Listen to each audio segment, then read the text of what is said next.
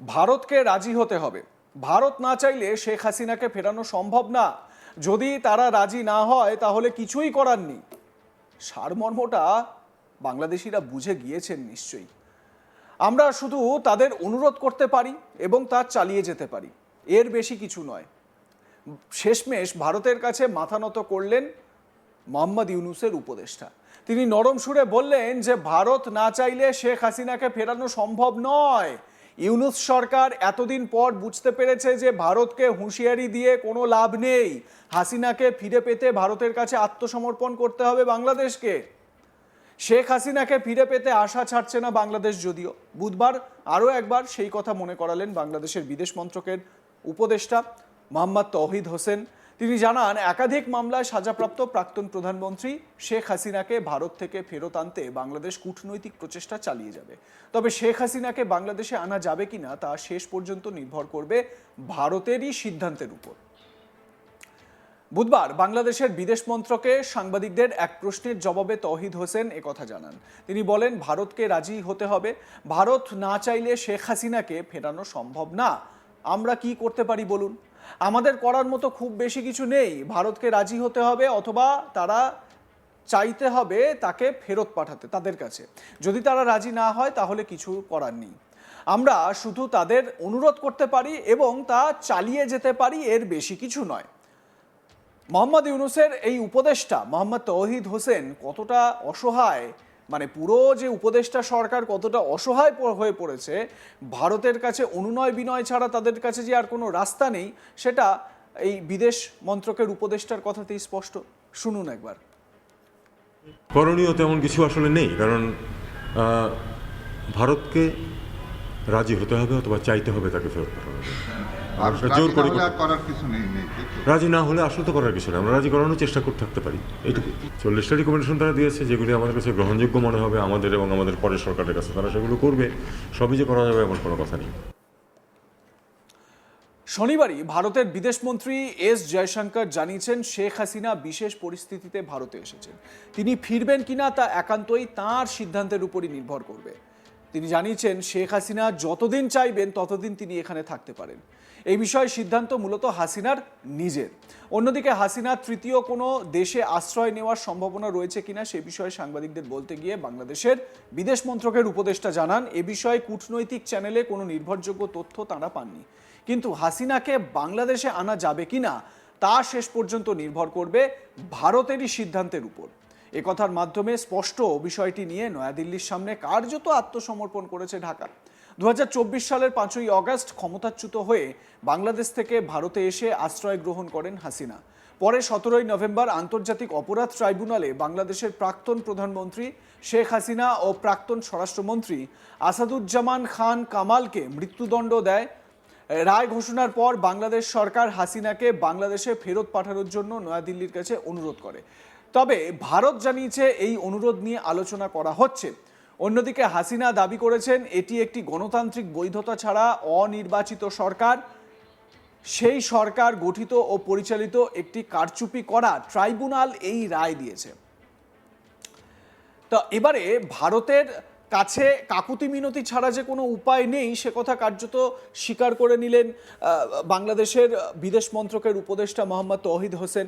সাংবাদিকদের ডেকে তিনি কি বলতে চাইলেন এবং সাংবাদিকরা কি শুনতে চাইছিলেন সেটাই একেবারে গুলিয়ে গেল। কার্যত ভারত যদি না চায় শেখ হাসিনাকে প্রত্যর্পণ করার, তাহলে এটা করা যাবে না। একবার শোনাই তৌহিদ হোসেনের বক্তব্য। করণীয় তেমন কিছু আসলে নেই, কারণ ভারতকে রাজি হতে হবে অথবা চাইতে হবে তাকে ফেরত পাঠানো। জোর করে করার কিছু নেই। রাজি না হলে আসলে তো করার কিছু নেই। আমরা রাজি করানোর চেষ্টা করতে থাকতে পারি, এইটুকু। 40টা রিকমেন্ডেশন তারা দিয়েছে, যেগুলি আমাদের কাছে গ্রহণযোগ্য মনে হবে আমাদের এবং আমাদের পরের সরকারের কাছে, তারা সেগুলো করবে। সবই যে করা যাবে এমন কোনো কথা নেই। করণীয় তেমন কিছু আসলে নেই, কারণ ভারতকে রাজি হতে হবে অথবা চাইতে হবে তাকে ফেরত পাঠানো। জোর করে করার কিছু নেই। রাজি না হলে আসলে তো করার কিছু নেই। আমরা রাজি করানোর চেষ্টা করতে থাকতে পারি, এইটুকু। 40টা রিকমেন্ডেশন তারা দিয়েছে, যেগুলি আমাদের কাছে গ্রহণযোগ্য মনে হবে আমাদের এবং আমাদের পরের সরকারের কাছে, তারা সেগুলো করবে। সবই যে করা যাবে এমন কোনো কথা নেই। এবারে আসি, বাংলাদেশে যে নির্বাচন ঘোষণা হয়েছে সেই প্রসঙ্গে নির্বাচনের দিন ঘোষণা করেছে নির্বাচন কমিশন। ত্রয়োদশ জাতীয় সংসদ নির্বাচনে ভোট গ্রহণ করা হবে আগামী 12ই ফেব্রুয়ারি। জুলাই জাতীয় সনদ বাস্তবায়নে গণভোটও হবে ওই দিনই।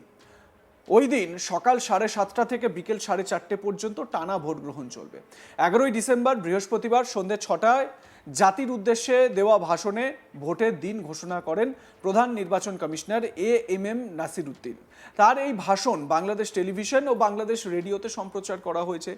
ইলেকশন কমিশনার জানিয়েছেন, এবারের নির্বাচনে মোট ভোটার 12,76,00,000-এর বেশি। প্রবাসী বাংলাদেশি ভোটাররাও পোস্টাল ব্যালটে ভোট দেওয়ার সুযোগ পাবেন।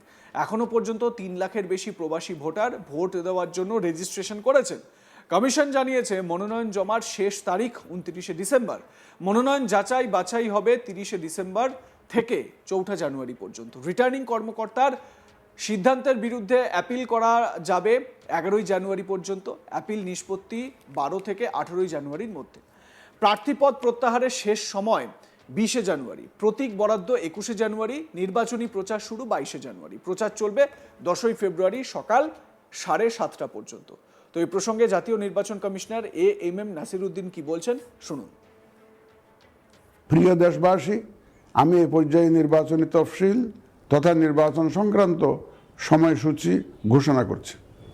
আগামী 2026 সালের ফেব্রুয়ারি মাসের 12 তারিখ রোজ বৃহস্পতিবার 300 আসনে ত্রয়োদশ জাতীয় সংসদ সাধারণ নির্বাচন এবং একই সাথে জুলাই জাতীয় সনদ সংবিধান সংস্কার বাস্তবায়ন আদেশ 2025-এর উপর গণভোট অনুষ্ঠিত হবে।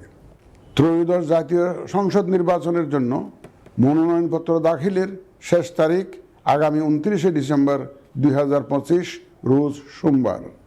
মনোনয়নপত্র বাছাই হবে আগামী 30শে ডিসেম্বর 2025 রোজ মঙ্গলবার হতে 4 জানুয়ারি 2026 রোজ রবিবার পর্যন্ত।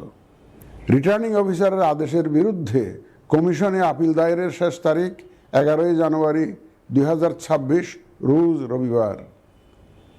কমিশনে দায়েরকৃত আপিল নিষ্পত্তির তারিখ 12ই জানুয়ারি 2026 রোজ সোমবার থেকে 18ই জানুয়ারি 2026 রোজ রবিবার পর্যন্ত। প্রার্থিতা প্রত্যাহারের শেষ তারিখ 20শে জানুয়ারি 2026 রোজ মঙ্গলবার। রিটার্নিং অফিসার কর্তৃক চূড়ান্ত প্রার্থী তালিকা প্রকাশ ও প্রতীক বরাদ্দ 21শে জানুয়ারি 2026 তারিখ রোজ বুধবার।